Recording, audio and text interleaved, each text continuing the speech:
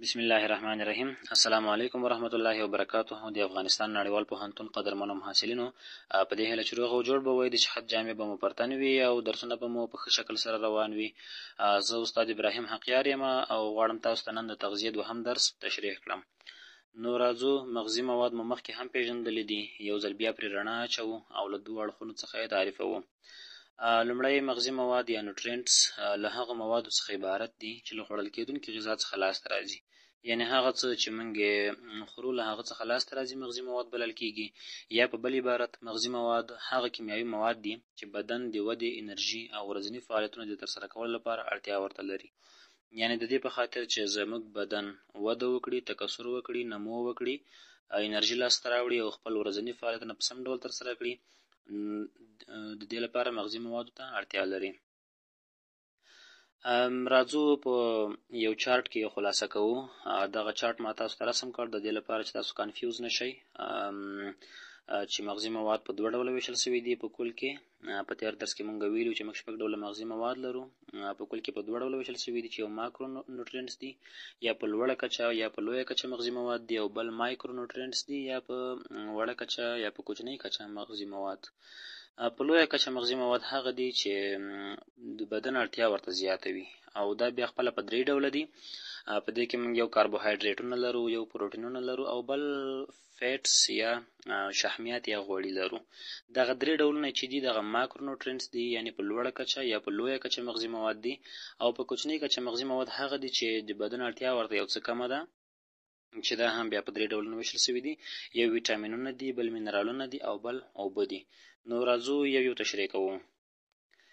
لومړی ماکرو نوټرینټس یا په لویه کچه یا په لوړه کچه مغذي مواد تشریح کوو. دا هغه مغذي مواد دي چې بدن په زیاته کچه اړتیا ورته لري او په 3 ډوله دي. ماکرو نوټرینټس یا په لویه کچه مغذي مواد هغه دي چې بدن اړتیا ورته زیاته وي، او دغه ماکرو نوټرینټس بیا هم په 3 ډوله ویشل شوي دي چې یو کاربوهایډریټونه دي، بل پروټینونه دي، او بل شحم یا غوړي دي. کاربوهایډریټونو ته موږ کاربوهایډریټس په انګلیسي کې استعمالو، پروټینونه یا پروټینز، او شحم یا غوړي یا فیټس. نو راځو اوس تشریح کوو. اول کاربوهایډریټونه تشریح کوو چې د لویو مغذي موادو یا د ماکرو نوټرینټس یوه لویه برخه ده. کاربوهایډریټونه یا کاربوهایډریټس هغه مغذي مواد دي چې په خپل ترکیب کې کاربن، هایدروجن او اکسیجن لري، او د بدن لپاره د انرژي اساسي سرچینه ګڼل کېږي. یعنې کاربوهایډریټونه د نورو موادو په پرتله د بدن لپاره زیاته انرژي حاصلوي، او د بدن اړتیا ورته ډېره زیاته ده. او هغه مغذي مواد دي چې په خپل ترکیب کې کاربن هم ولري، هایدروجن هم ولري، او اکسیجن هم، یعنې د همدغو دریو کیمیاوي عنصرونو څخه ترکیب شوي دي یا غازاتو څخه ترکیب شوي دي. کاربوهایډریټونه بیا 2 ډولونه لري، چې یو ساده کاربوهایډریټونه دي چې سیمپل کاربوهایډریټس ورته وایي، او دوهم مرکب کاربوهایډریټونه دي چې دې ته کمپلیکس کاربوهایډریټس هم وایي. ساده کاربوهایډریټونه بیا په 2 ډوله دي، چې یو مونوسکرایډونه دي چې یو شکري مالیکول ده، لکه ګلوکوز، فرکتوز او ګلکتوز. دا ګلوکوز، فرکتوز او ګلکتوز چې دي د مونوسکرایډونو مثالونه دي. مونوسکرایډونه خپله د ساده کاربوهایډریټونو له جملې څخه دي، او همدغه 3 مثالونه دي. او بل چې کوم د ساده کاربوهایډریټونه دوهم ډول ډایسکرایډونه دي. یعنې ساده کاربوهایډریټونه په 2 ډوله دي، یو مونوسکرایډونه او بل ډایسکرایډونه. ډایسکرایډونه چې 2 شکري مالیکول لري، لکه څنګه چې له نومونو څخه هم معلومیږي. مونو د یو په معنا ده په کیمیا کې، په کیمیاوي ژبه باندې مونو یو ته وایي، ډای 2 ته وایي، پولي 2 ته وایي. نو همداسې همدلته هم ده. مونوسکرایډونه هغه دي چې یو شکري مالیکول ولري، او ډایسکرایډونه هغه دي چې 2 شکري مالیکول ولري، لکه سکروز. سکروز په خپله په کیمیاوي ژبه کې بورې ته وایي. لکتوز چې دا په شیدو کې پیدا کېږي، که هغه د مور شیدې وي یا د حیواني شیدې وي. او مالتوز یعنې غلې دانې، په غلو دانو کې مالتوز پیدا کېږي. بل به راشو مرکب کاربوهایډریټونه یا کمپلیکس کاربوهایډریټس به وپېژنو. مرکب کاربوهایډریټونه له زیاتو شکري مالیکولونو څخه جوړ شوي دي. یعنې دا هغه کاربوهایډریټونه دي چې بدن یې په یو دم سره نشي استعمالولی، له زیاتو شکري مالیکولونو څخه جوړ شوي دي. په دې کې مالیکولونه زیات وي. بدن لومړی مجبور ده چې دغه زیات مالیکولونه په وړو یا کوچنیو برخو باندې ټوټه او تجزیه کړي، او له هغه وروسته په مصرف باندې ورسوي، چې په بدن کې ورو ورو ماتېږي او په اوږده موده کې انرژي برابروي.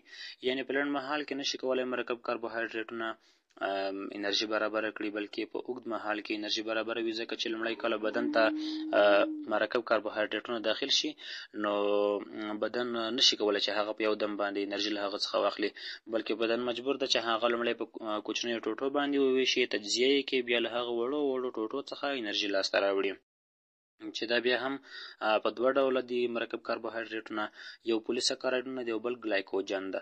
پولي سکرایډونه چې له یو څخه زیات سکرایډونه ولري، یعنې له یو څخه زیات شکري مالیکولونه ولري، لکه نشایسته او فایبر، چې دا بیا په غلو دانو، سبزیجاتو او حبوباتو کې موندل کیږي. یعنې پولي سکرایډونه له غلو څخه لکه وریجې، غنم، اوربشې، جوار له دې څخه لاسته راځي، سبزیجاتو څخه او حبوباتو څخه لاسته راځي. او بل چې دی ګلایکوجن دی چې د بدن د انرژي ذخیره ده او په ځیګر او عضلاتو کې ساتل کیږي او د اړتیا پر مهال بدن استفاده ورڅخه کوي. ګلایکوجن هم د مرکب کاربوهایډریټونو له جملې څخه ده، د بدن د انرژي یو ذخیره ده چې دا په بدن کې د بدن په نظام کې شتون لري، په بدن کې شتون لري، په عضلاتو کې او همدارنګه په ځیګر یا ینه کې ساتل کیږي، او کله چې اړتیا پیښه شي نو بیا بدن استفاده ورڅخه کوي. مثلا په هغه وخت کې چې د انسان بدن انرژي ولري، په هغه کې انرژي وي، هغه د هر څه قابلیت ولري، نو په دې وخت کې بدن له ګلایکوجن څخه استفاده نه کوي، بلکې کله چې په بدن کې انرژي ختمه شي او نور انرژي په بدن کې نه وي، مثلا زموږ او ستاسو روژه وي، نو په دې وخت کې کله چې زموږ په بدن کې نور انرژي ختمه شي، په مصرف باندې ورسیږي، نو بدن له ګلایکوجن څخه استفاده شروع کړي، له ګلایکوجن څخه هم بیا په زیات اندازه باندې استفاده صورت نیسي. نو دا و د نن ورځې درس چې تاسو ته مو وړاندې کړ.